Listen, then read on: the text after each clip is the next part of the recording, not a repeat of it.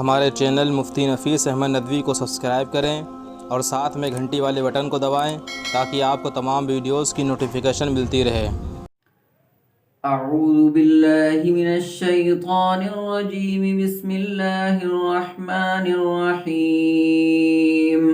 ارأیت الذی یکذب بالدین فذلک الذی یدع الیتیم ولا یحض علی طعام المسکین فویل للمصلین الذین هم عن صلاتهم ساہون الذین هم یراؤون ویمنعون الماعون۔ صدق اللہ العظیم۔ یہ جو سورت آپ کے سامنے پڑھی گئی، اس سورت کا معروف و مشہور نام تو سورۃ الماعون ہے، لیکن تفسیر کے اندر اور بھی بہت سے نام اس کے بیان کیے ہیں، جس میں ایک نام اس کا سورۃ الدین بھی ہے،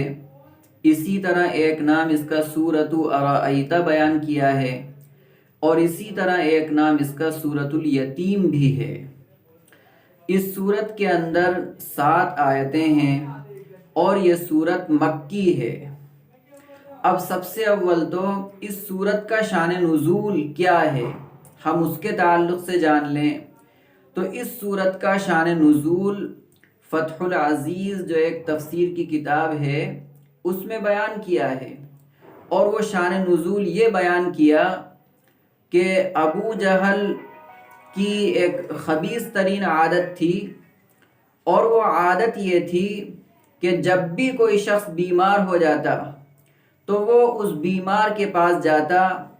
اور اس کے پاس جا کر جو ہے یہ درخواست کرتا، فریاد کرتا کہ آپ یتیم کا مال میرے سپرد کر دیں، میرے حوالے کر دیں، اور پھر آپ کے بعد جو ہے میں ان کی دیکھ ریکھ کروں گا، اس مال کو ان پر خرچ کروں گا، اور میرے سوا کوئی اور وارث ایسا نہیں کر سکے گا۔ وہ بیمار شخص اس پر اعتماد کر کے، بھروسہ کر کے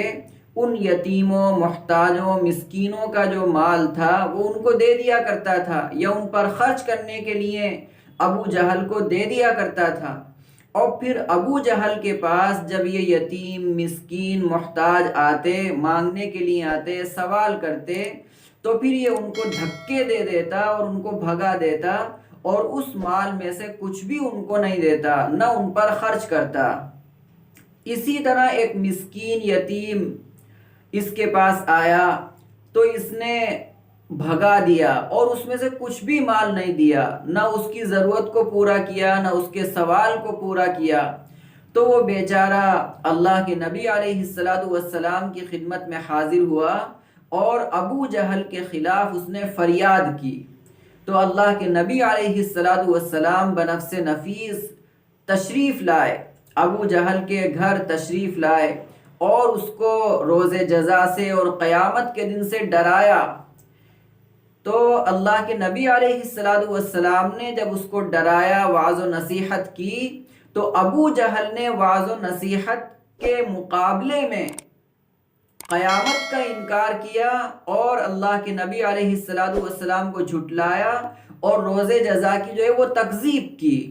تو اللہ کے نبی علیہ السلام دولت کدے پر رنجیدہ اور غم سے بھرے ہوئے جو ہے تشریف لائے۔ تو اس موقع پر یہ سورۃ الماعون نازل ہوئی۔ اب اس کی جو پہلی آیت ہے، ارأیت الذی یکذب بالدین، اللہ کے نبی علیہ السلام سے کہا جا رہا ہے، آپ مخاطب ہیں، تو ارأیت الذی یکذب بالدین، کیا آپ نے دیکھ لیا، کیا آپ نے پہچان لیا ایسے شخص کو جو روز جزا کو جھٹلاتا ہے۔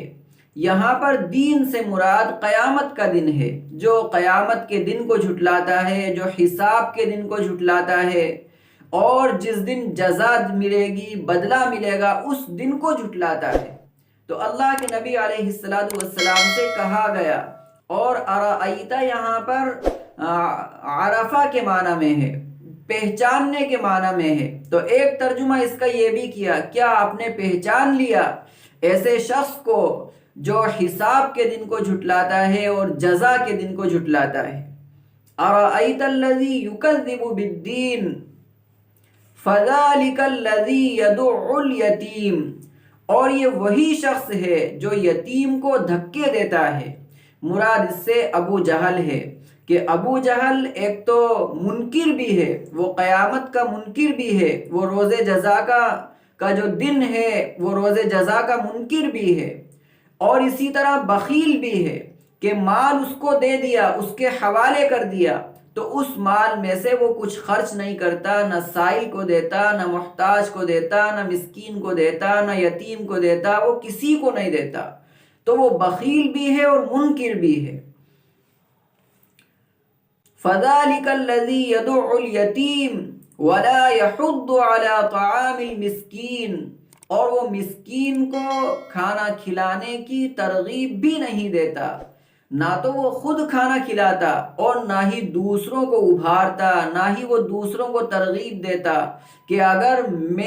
میری اتنی استطاعت نہیں ہے، میری اتنی طاقت و قوت نہیں ہے، میں نہیں کھلا سکتا ہوں، تو دوسرے کو ترغیب دی جائے، دوسرے کو ابھارا جائے کہ وہ ضرورت مند کی ضرورت کو پورا کر دے، سائل کے سوال کو پورا کر دے، یا مسکین یتیم ہے، اس کا وہ ننگا ہے، بھوکا ہے، تو ننگا ہے تو کپڑوں کا انتظام کر دے، یا بھوکا ہے تو اس کا پیٹ بھر دے، اس کو کھانا کھلا دے۔ تو اسی کے بارے میں کہا گیا کہ نہ وہ مسکین کو کھانا کھلانے کی ترغیب دیتا ہے۔ وَلَا يَحُضُّ عَلَى طَعَامِ الْمِسْكِينِ فَوَيْلٌ لِّلْمُصَلِّينَ، اور نمازیوں کے لیے ہلاکت ہو، نمازیوں کے لیے تباہی بربادی ہو۔ اب یہاں پر لفظ ویل، تو ویل کے ایک معنی تو تباہی اور بربادی کے ہیں، اور اسی طرح ویل جو ہے ایک جہنم کا نام بھی ہے، کہ جہنم کے اندر ایک جگہ ہے جس جگہ کا نام ویل ہے۔ تو اس کا ترجمہ ہوگا فویل للمصلین، تو ایسے نمازیوں کے لیے ہلاکت ہو، تباہی و بربادی ہو۔ اور دوسرا اس کا ترجمہ ہوگا کہ ایسے نمازیوں کے لیے ویل نامی جہنم ہے کہ وہ اس کے اندر جائیں گے۔ اب وہ نمازی کون ہیں جو جہنم کے اندر جائیں گے؟ یہاں تو ایک سوال پیدا ہوتا ہے کہ ایک انسان نماز پڑھے، 5 وقتہ نمازیں پڑھے، نوافل کا بھی وہ اہتمام کرے، تہجد بھی پڑھے، اشراق اور چاشت بھی پڑھے، اس کے باوجود وہ جہنم میں جا رہا ہے، اس کے باوجود ہلاکت اور تباہی اس کے لیے ہو رہی ہے۔ تو ان نمازیوں کی صفت آگے جو ہے قرآن بیان کر رہا ہے، الذین هم عن صلاتهم ساہون، یہ نمازی ایسے ہیں جو اپنی نمازوں سے غفلت برتتے ہیں، جو اپنی نمازوں کے پڑھنے سے غفلت برتتے ہیں، کوتاہی اختیار کرتے ہیں، کوتاہی کرتے ہیں۔ اب یہاں پر نماز سے غفلت برتنا، تو ایک تو یہ کہ سرے سے نماز ہی نہ پڑھنا، یا ایسے ہی نماز کا وقت آ جائے تو جماعت چھوٹ جائے یا جماعت پوری ہو جائے اس کے بعد نماز کے لیے جانا یا تیاری کرنا، اور ایک آخری چیز یہ کہ وقت ہی نکل جائے تب جا کے قضا نماز پڑھنا۔ حدیث کے اندر تو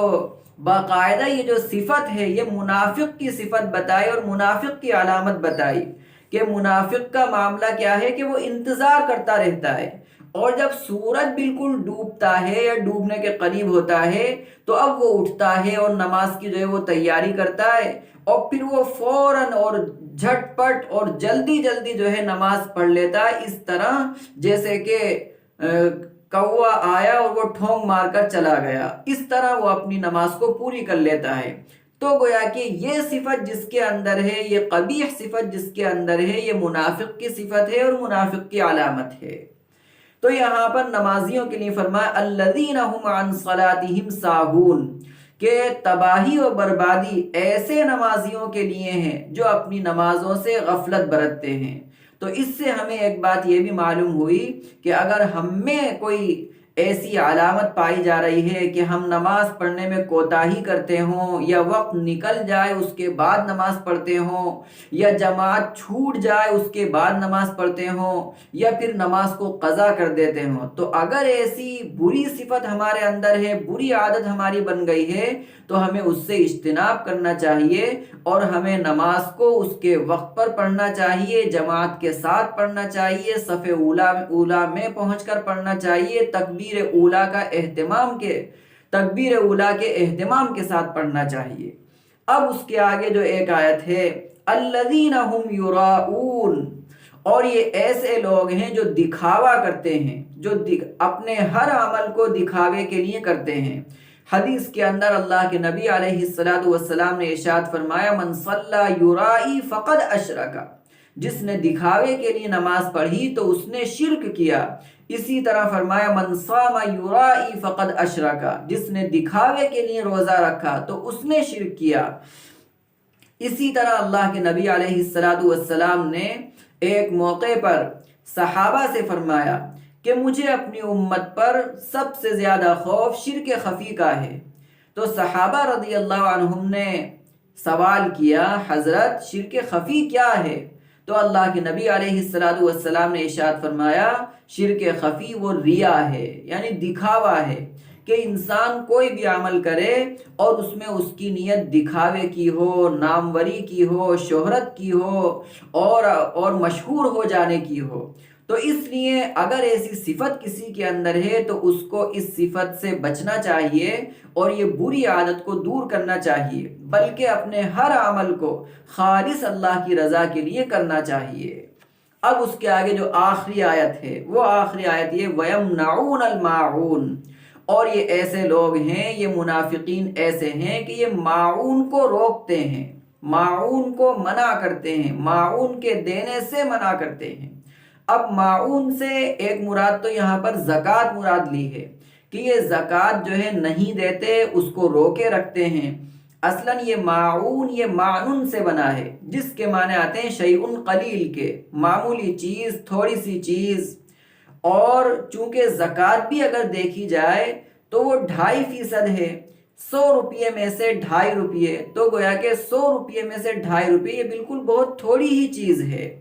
اور ایسے ہی معاون کے ایک معنی جو مفسرین نے بیان کیے وہ یہ کہ گھروں کے اندر استعمال میں آنے والے جو برتن ہوتے ہیں، استعمال میں آنے والی جو اشیاء ہوتی ہیں، وہ بھی اس سے مراد لی ہیں۔ جیسے مثلاً گھر کے اندر چمچہ ہے، چاقو ہے، دیگچی ہے، پھکنی ہے،